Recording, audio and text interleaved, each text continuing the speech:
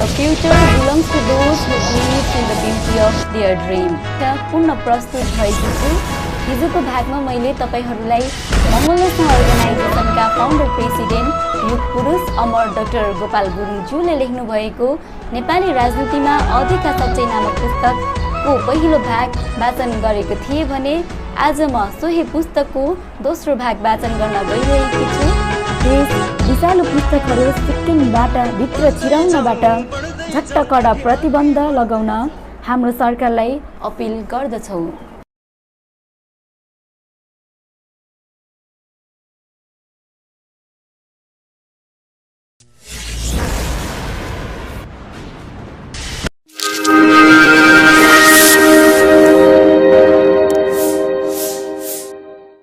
The future belongs to those who believe in the beauty of their dream. Eleanor Roosevelt. दर्शकबिन गुरखास online टिभीमा यहाँहरूलाई स्वागत छ। आज फेरि म तपाईहरु समक्ष पूर्ण प्रस्तुत भएकी छु। हिजोको भागमा मैले तपाईहरुलाई मंगलनेशन अर्गनाइजेसनका फाउन्डर प्रेसिडेन्ट युग पुरुष अमर डाक्टर गोपाल गुरुङज्यूले लेख्नु भएको नेपाली राजनीतिमा अधिका सच्चाइ नामक पुस्तकको पहिलो भाग वाचन गरेको थिए भने आज म सोही पुस्तकको दोस्रो भाग वाचन गर्न गइरहेकी छु। यदि तपाईहरुले पहिलो भाग हेर्न छुटाउनु भएको छ भने हाम्रो गुरखास अनलाइन टिभीको युट्युब च्यानलमा गएर हेर्न सक्नुहुनेछ र हाम्रो भिडियो मन परे बापत हाम्रो भिडियोलाई लाइक, कमेन्ट, शेयर र हाम्रो युट्युब च्यानललाई सब्स्क्राइब गर्न नबिर्सिनुहोला र छेउमै रहेको बेल आइकन थिच्न नबिर्सिनुहोला ताकि तपाईहरुले हाम्रो च्यानलबाट आएको नयाँ भिडियोहरुको जानकारी प्राप्त गर्न सक्नुहुनेछ। र अब भने म नेपाली राजनीतिमा अदेखा सच्चाइको दोस्रो भाग सुरु गर्न गइरहेकी छु।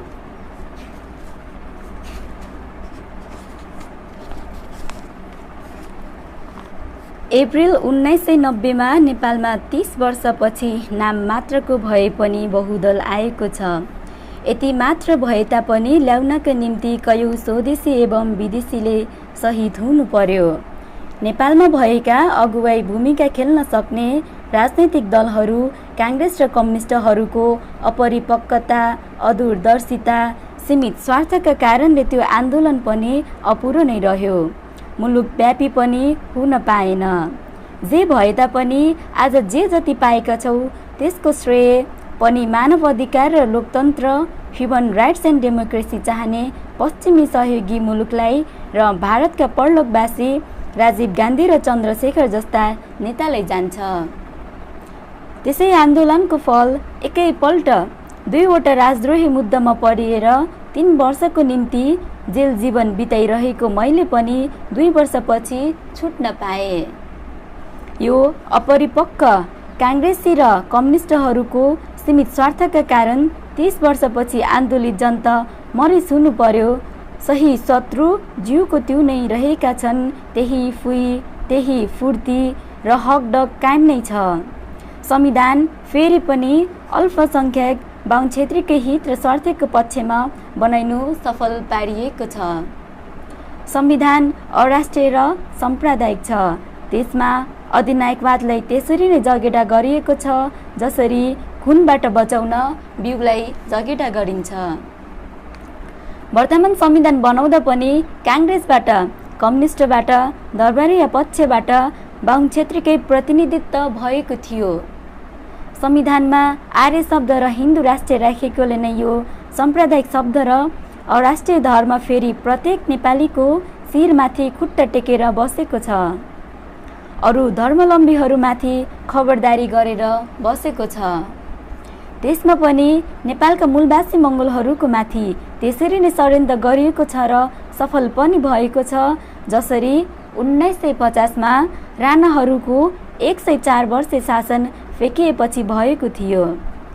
यी वीर गोर्खाको बलबुद्ध बरकत विदेशमा वीर गोर्खाको नामले अरूको निम्ति भएको छ भने स्वदेशमा हनुमान जस्तै भएर बाहुन क्षेत्रीको निम्ति वंशजीय भेदभाव र राजनीतिक चलाइएको नेपालमा हिन्दू आर्य भनिने कालो आर्य बाहुन क्षेत्रीहरूबाट यहाँका मूलवासी मंगोललाई मास्ने हड षड्यन्त्र चलाइएको इतिहास असली हिन्दुस्तानको नाममा पृथ्वीनारायण शाहले चलाएको वंशजीय रेसियल राजनीतिलाई यहाँ मै हुँ भन्ने विद्वान, लेखक, राजनीतिज्ञ र इतिहासकारहरूले के चाहिँ डरले चटक्कै बिर्सिएको हुनुपर्छ कि चाहिँ यिनीहरूको अवस्था हिउँले नठिराउने र तात्तोले आत्था नहुने स्थितिमा पुगेको हुनुपर्छ।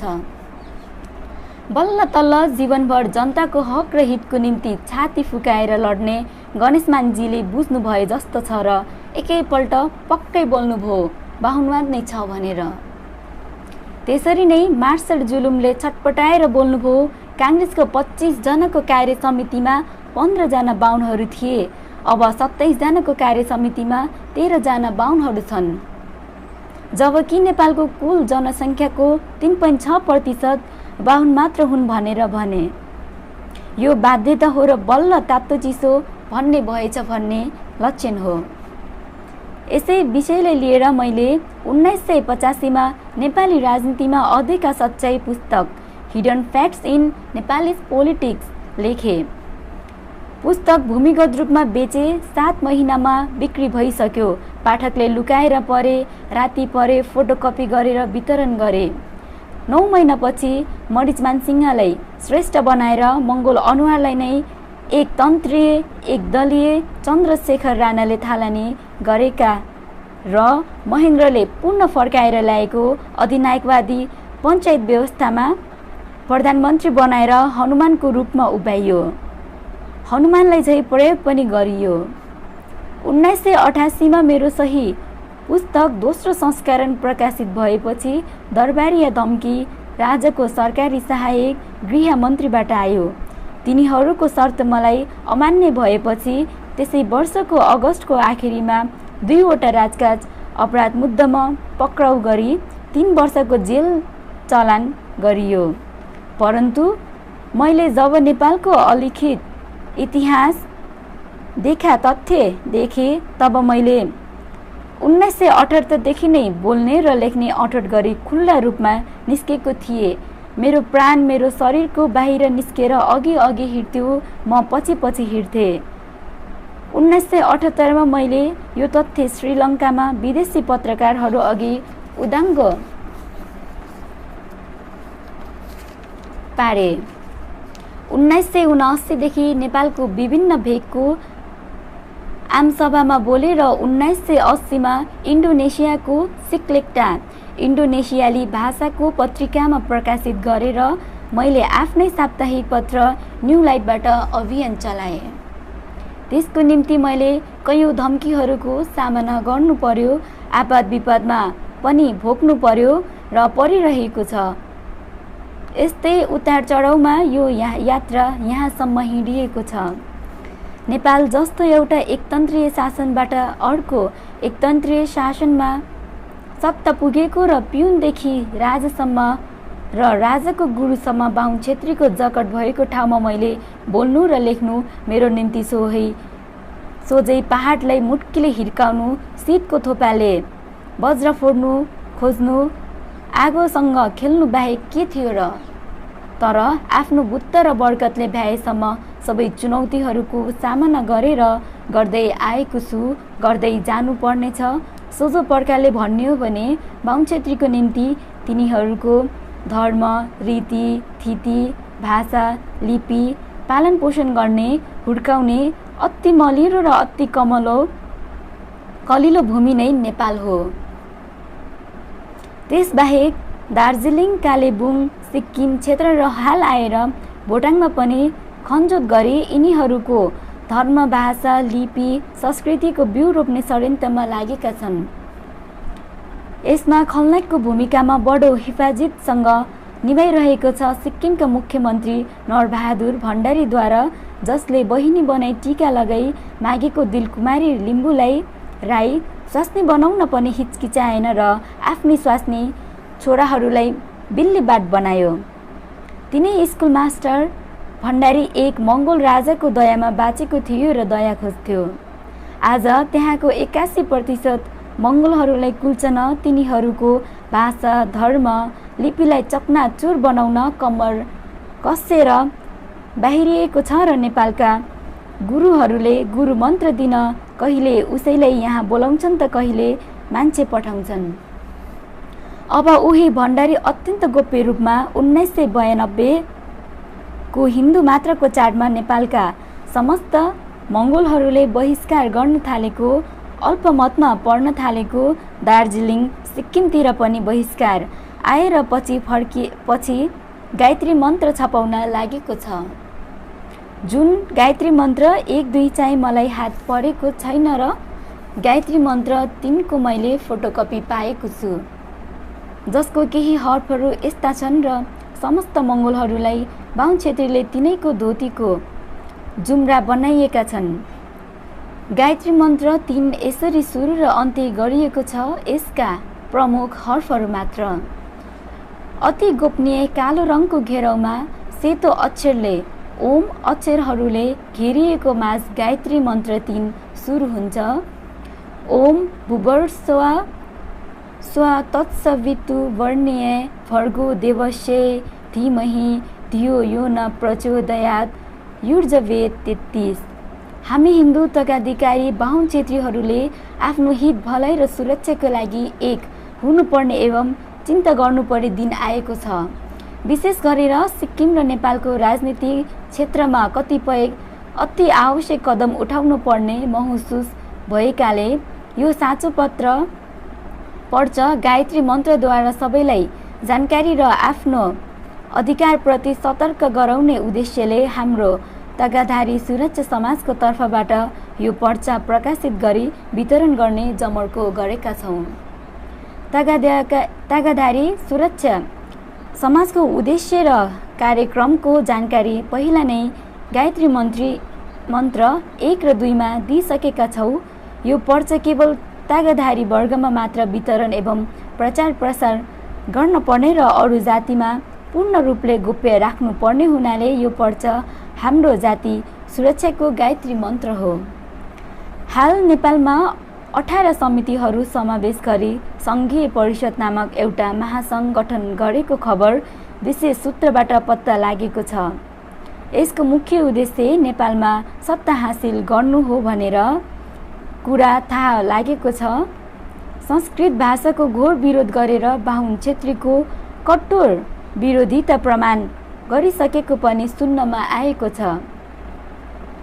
18 समितिहरूको नामावली यस्ता रहेछन्: किरात थाक्तुम चुम्लुङ, किरात राई यायोक्वा, छन्त्याल परिवार सङ्घ, नेपाल मगर सङ्घ, तमोगुरुङ बौद्ध सेवा समिति, नेपाल तामाङ घेदुङ सङ्घ, नेपाल भाषा मङ्ख खल नेवार, नेपाल ह्याल्मो समाज सेवा सङ्घ, यामु शेर्पा चिछोज, सुनुवार सेवा समाज, थारू कल्याणकारिणी सभा, थकाली सेवा समिति, निकोथामी सेवा समिति, जिरेल समुदाय उत्थान सङ्घ, तिमल जातीय उत्थान सङ्घ, मेचे समाज सुधार समिति, राजवंशी भाषा प्रचार समिति, किरात धर्म तथा उत्थान सङ्घ।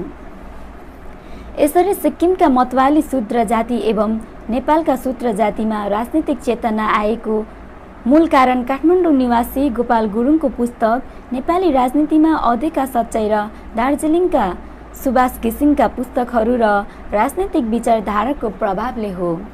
आज सिक्किममा पनि उक्त पुस्तकहरू प्रशस्तै वितरण र प्रचार भइरहेका छन्। प्राय सबै मतवालीहरूले यो पुस्तकहरू पढेका छन्। अत आफ्नो सङ्घ एवं समिति गठन गरेर भाषा, संस्कृति, रीतिथितिको नाममा राजनीति गर्न थालेका छन्। गाउँघरमा गएर सरसल्लाह, विचार विमर्श एवं मत गर्ने भइसकेका छन्। गोपाल गुरुङको पुस्तकमा त क्षेत्री बाहुनहरूको राजनीतिक र धार्मिक तवरले सकेसम्म विरोध गरी मतवाली समुदायलाई भट्काउने पूर्ण प्रयास गरिएको छ। त्यस विषालु पुस्तकहरू सिक्किमबाट भित्र छिराउनबाट झट्ट कडा प्रतिबन्ध लगाउन हाम्रो सरकारलाई अपिल गर्दछौँ।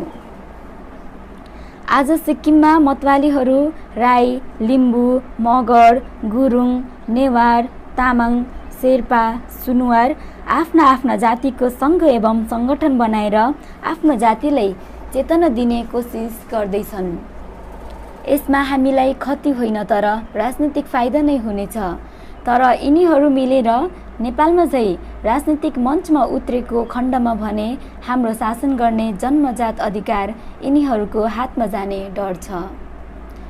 यी मतवाली जातिको हातमा सत्ता गए हाम्रो सर्वनाश हुनेछ, किनकि हामी शासन गर्नकै लागि संसारमा आएका हौं। ऋग्वेदमा यसो भनिएको छ, वर्माणोस्यः मुखमासीत् बाहु राजन्ये कृत अरु तदस्यय वैश्ये यी सूत्र अजायत। अर्थात् बाहुनको मुखबाट बाहुन, बाहुनबाट क्षेत्री, बाहुनको जाँघबाट वैश्य र खुट्टाबाट शूद्र जन्मेका हुन्। अझ मनुले भनेका छन्, ब्राह्मणको सेवा गर्नु नै शूद्र जातिको धर्म र कर्म हो। ब्राह्मण जन्मले मात्र पनि पृथ्वीमा श्रेष्ठ हुन्। लोक र वेदमा शूद्रहरू मतवालीहरू नीच जातिका हुन् र यिनीहरूको छायाधरी पर्यो भने या त स्नान गरेर या त सूर्यको दर्शन गरेर मात्र शुद्ध हुन्छ। यस्ता जातिका मानिसहरूलाई हामीले कुनै पनि किसिमले टाउकोमा चढ्न दिनु हुँदैन। धोतीको जुम्रा टाउकोमा चढे भने अनर्थ हुनेछ, हाम्रो जाति र धर्मको नाश हुनेछ। हामी तगाधारीहरू पार्टी एवं अरू विषयमा नछुटिएर एक भएर अब काम गर्नुपर्छ। सिक्किम र नेपालमा हाम्रैहरू सरकारका टाउके छन्। नेपालमा मात्र शासन गर्ने ज्ञान बुद्धि आर्जित छ। हामीले सिक्किमको राजनीतिमा श्रीमान एनबी भण्डारीज्यूलाई तन मन धन र जनले सघाउनुपर्छ। हामीले हाम्रो जातिको सुरक्षाका लागि सानो सानो कुरामा छुट्टिनु हुँदैन, स्वार्थ त्याग गर्नुपर्छ, अनि मात्र हाम्रो लक्ष्य र अधिकार कायम राख्न सकिनेछ। मतवालीहरू जो पनि नेता बन्न खोज्छ त्यसलाई कुनै रीतले नाश गर्नै पर्छ। साम्प्रदायिक भनेर वा देशद्रोही वा समाज विरोधी, अनैतिक, भ्रष्टाचारी यस्तो विभिन्न संज्ञा दिएर प्रचार गर्नुपर्छ, ताकि त्यो नेतालाई उसैको जातिका मान्छेहरूले पनि साथ दिन डराओस्, घृणा गरोस्। जातिवादको छाप लगाएपछि नचल्ने ध्वनि भइहाल्छ। यति गर्दा पनि कार्य फत्ते नभए धर्मदत्त फर्मुला प्रयोग गर्नसम्म पनि हिचकिचाउनु हुँदैन। सिक्किमको सरकारले हाम्रो हातमा सदा राख्न मतवालीको भोट अनिवार्य छ। यिनीहरूको समर्थन जुटाउनका लागि उनीहरू बीचमा सधैँ अमेल र फुट पैदा गराउन र आपसमा जुझाउन सक्नुपर्छ। जसरी अङ्ग्रेजहरूले भारतमा जाति जातिमा फुटलाई 100 वर्ष राज गर्न सक्षम भएका थियो। यी मतवाली वर्गमा एकता कायम हुन नदिन सक्नु नै हाम्रो विजय हो। यसको निम्ति साम दाम दण्ड भेद लगाई यो फुट सदा राख्न सक्षम हुनुपर्छ।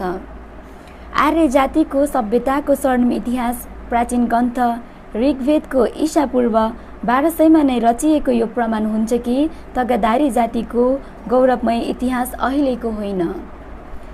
हाम्रो यस सुनौलो इतिहासलाई कायम राख्न हामी एक हौ भन्ने आह्वान सहित विजय दशमी 1992 को शुभ उपलक्ष्यमा सबैलाई हार्दिक शुभकामना चढाउँदछौ। तगाधारी सुरक्षा समाज, रुमतेक बस्ती, पूर्व सिक्किम। तगाधारी सुरक्षा समाजको निम्ति देवनारायण खरेलबाट प्रकाशित एवं वितरित। यसबाट नेपाल, दार्जिलिङ, सिक्किम र भोटाङका मङ्गोलहरूले मात्र नभएर भारतभर छरिएर बसेका मङ्गोल वंशजहरूले गतिलो पाठ सिक्नुपर्छ। आज भोटाङमा पनि यो षड्यन्त्र योजनाबद्ध रूपमा फैलिएको भान हुन्छ। नेपालमा असमका विभिन्न भेगबाट लखेटिएका नेपालीहरू आए, त्यसमा पनि भारतीय मूलकै बाहुन क्षेत्री आएको भए तापनि तिनीहरूको निम्ति शरणार्थी शिविर बनाइएन त के कुरा, पत्र पत्रिका र रेडियो टिभीले समाचारसम्म पनि दिएन। तर भोटाङबाट लखेटिएका भनेर किन यत्रो ठुलो प्रचार?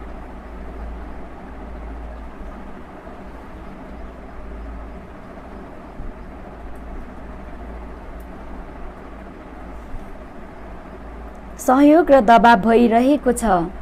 के यसको पछि राजनीतिक कारण त छैन?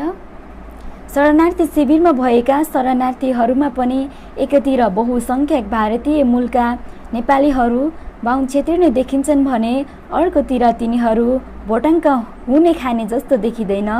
अर्को कुरा, जुन देशमा छ त्यो देशलाई भोटे भनेर इज्जत नगर्नेहरू जस्ता देखिन्छन्। अब उक्त गायत्री मन्त्र तिनले के बताउँछ भनेर नरबहादुर भण्डारीले नेपालमा आएका भारतीय मूलका नेपाली बाहुन क्षेत्रीको गुरु मन्त्र लिएर जाने गर्छ। उसले 2 वर्षपछि हुने चुनावलाई ध्यानमा राखेर यो सब गरिरहेको छ।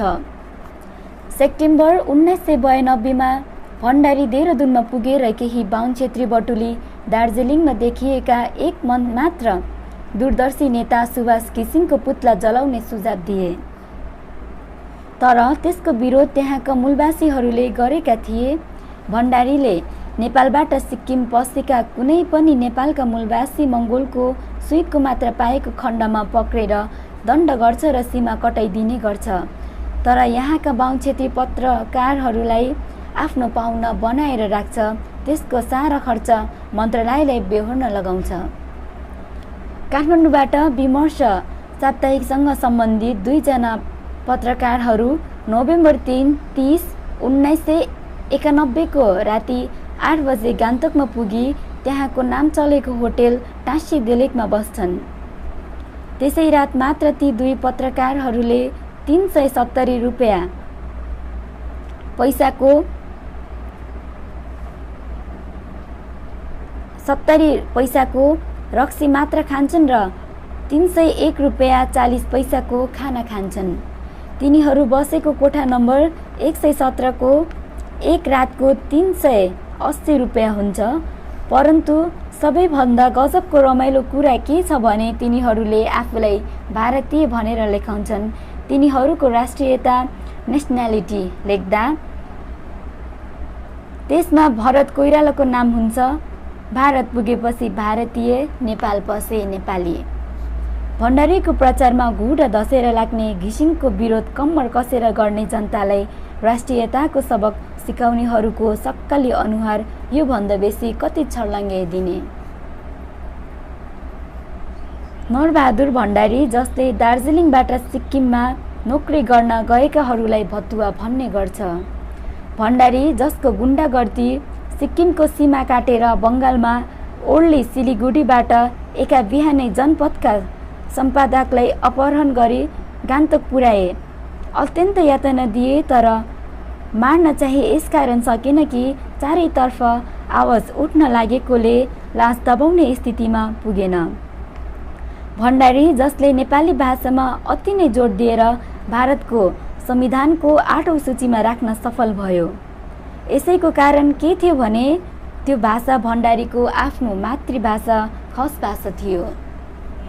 त्यो कुनै पनि त्यहाँको मूलवासी अर्थात् भोटे लाप्चेको मातृभाषा थिएन, न कि त्यो भाषा कुनै शेर्पाको थियो, न त तमो, गुरुङ, मगर, राई, लिम्बू, नेवार अथवा अरू कुनै मङ्गोल समूहको आमा भाषा नै थियो। यो खस भाषा भारतकै हिन्दी भाषाको एउटा रूप हो। त्यो लिपि पनि हिन्दी लिपि नै हो। साँच्चै भन्ने हो भने सिक्किम राज्यमा त त्यहाँकै मूलवासीको मूल भाषा भोटे अथवा लाप्चेको भाषा हुनु पर्थ्यो। खस भाषा अर्थात् बाहुनबाट खसेर खस बन्न पुगेकाहरूको भाषालाई जसरी भारतीय नेताहरूले आगामी चुनावलाई ध्यानमा राखेर भण्डारीको राजनीतिलाई संरक्षण दिए, नेपाल दार्जिलिङ भोटाङको निम्ति केही ठोस भूमिका निभाउने दूरदर्शिता देखाएर भए तापनि मान्यता दिन किन हिचकिचाएन भने नेपालमा त्यही खस भाषाको माओ भाषा हिन्दी भाषालाई मान्यता किन नदिने।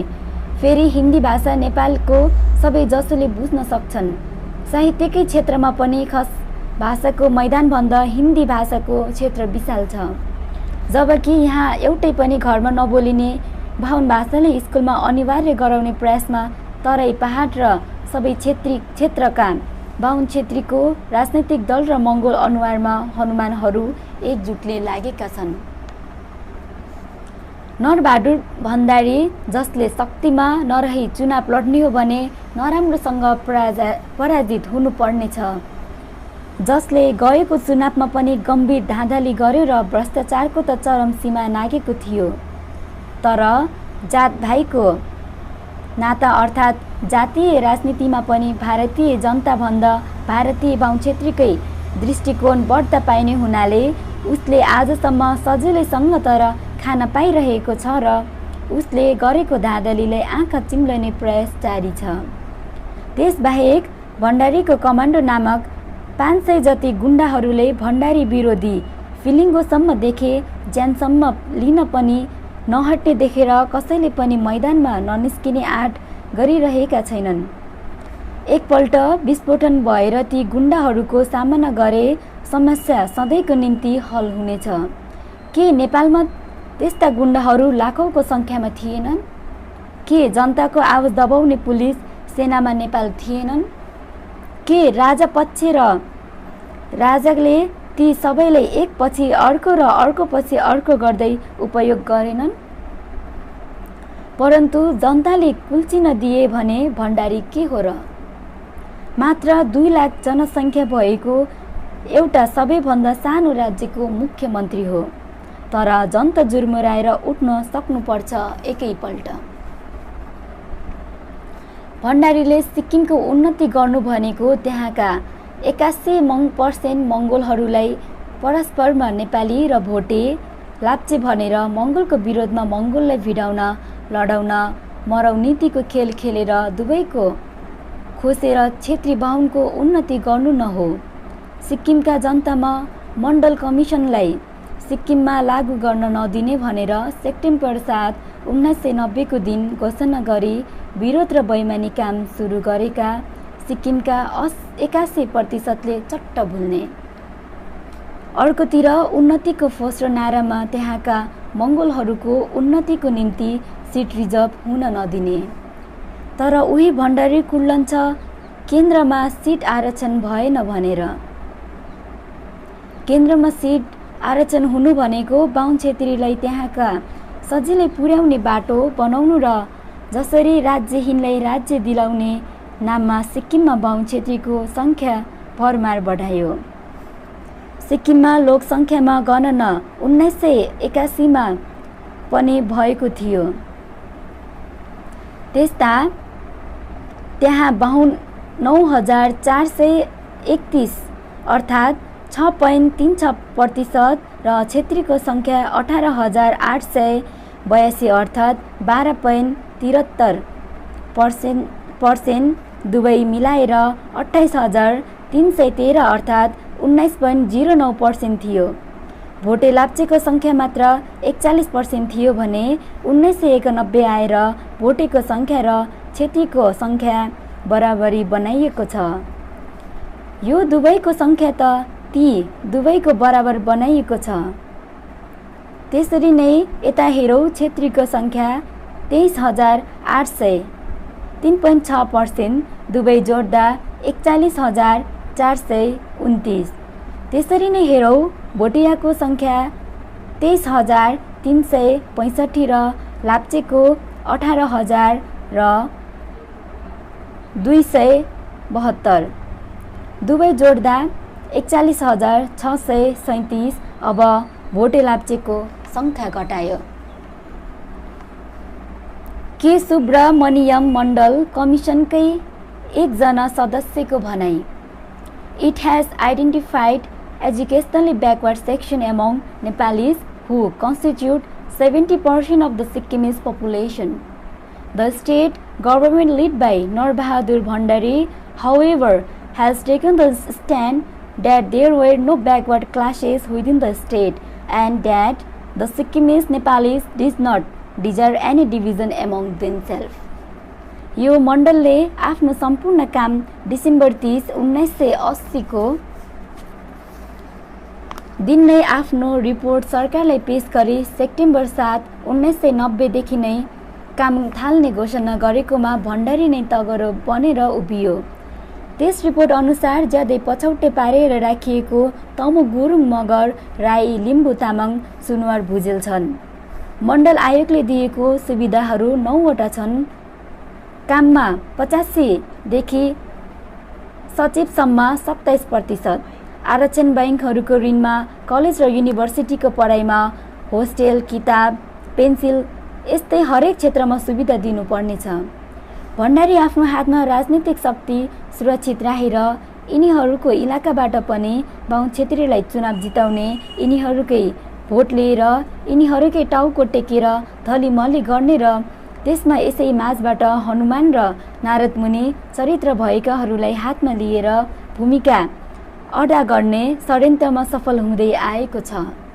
जसरी रामायणमा सुग्रीव र बाली महान युद्ध, दाजुभाइले लडाएर दाजु बालीलाई धोका दिएर मार्न फसाउन सुग्रीवलाई नै पैसाको, दाजुको राजपाटको र भाउजूलाई सस्नी बनाउन पाउने लोभ देखाए।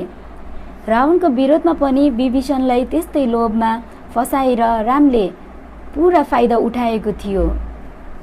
यो षड्यन्त्र ठिक त्यस्तै छ जस्तो नेपालमा यहाँका बहुसङ्ख्यक 80% मूलवासी मङ्गोलहरूमाथि 20% बाहुन छेत्रीहरूले गरिरहेका छन्। यिनीहरू सक्षम भएको खण्डमा सानोतिनो मतभेदलाई त्यागी एक भएको खण्डमा, यिनीहरू बिउजेको खण्डमा बाहुन छेत्रीको अधिकार खोसिने पुस्तौ पुस्ता गर्दै आएको थलीमली समाप्त हुने डरले यिनीहरूको मनमा सधैँ नै ढ्याङ्ग्रो बजिरहने हुनाले हामीलाई कुल्चने यिनीहरू जुनसुकै राजनीतिक दलको भए तापनि एक हुन्छन्। यिनीहरू पहिला आफूलाई बाहुन छेत्रीको दिमागले सोच्ने गर्छन्, जात विभाजनको गिद्धीले सोच्ने गर्छन्, त्यसपछि राजनीतिक दललाई।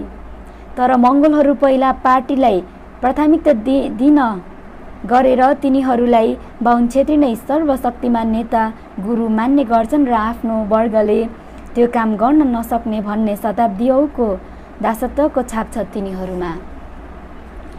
यस्तो दासत्वको छापले गर्दा र अर्कोतिर आफूलाई नचिनेर, आफ्नो खुबीलाई नबुझेर र राजनीतिक चेतनाको शून्यताले गर्दा नै विश्वमा वीर गोर्खाको नामले ख्याति प्राप्त मङ्गोल वंशजहरूकाहरू नेपाल र भारतका इलाकाहरूमा नै पनि हिन्दुवादले हिन्दू संस्कार, हिन्दू भाषा लिपिको खस भाषाको मूल पनि हिन्दी नै हो भनेर माथि लेखिसकेको छ।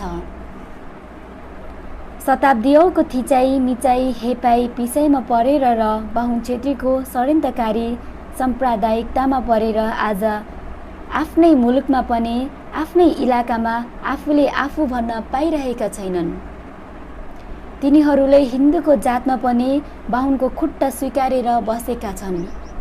आज भोलि एक समूहले त पढे लेखेकाहरूले पनि केही लोभ लालचमा फसेर जानी नजानी छेत्रीकै हतियार बनेर समाजलाई गुमराह बनाइरहेका छन्। त्यो शूद्र जात हिन्दूहरूको 4 जातमध्ये सबैभन्दा तलको खुट्टा भन्दा पनि तल, कामी दमाई सार्की भन्दा पनि तल, यिनीहरू जाति होइनन्, जात होइनन्, जाति हुन्। जात जाति भन्ने शब्दको भेदभाव संसारमा हिन्दू धर्म र हिन्दू धर्म मान्नेहरूमा मात्र हुन्छ, अरू धर्ममा होइन। झरेर जनजाति भनिरहेका छन्। त्यो स्थान उपजात अथवा जातिको पनि उपजाति ओगटिरहेका छन्, त्यसमा गर्व गरिरहेका छन्। यस्ताहरूले के पढे, के बुझे? जनजाति भनेको बन्जारा हो। उहिले नेपालमा कुसुन्डा भनिन्थ्यो।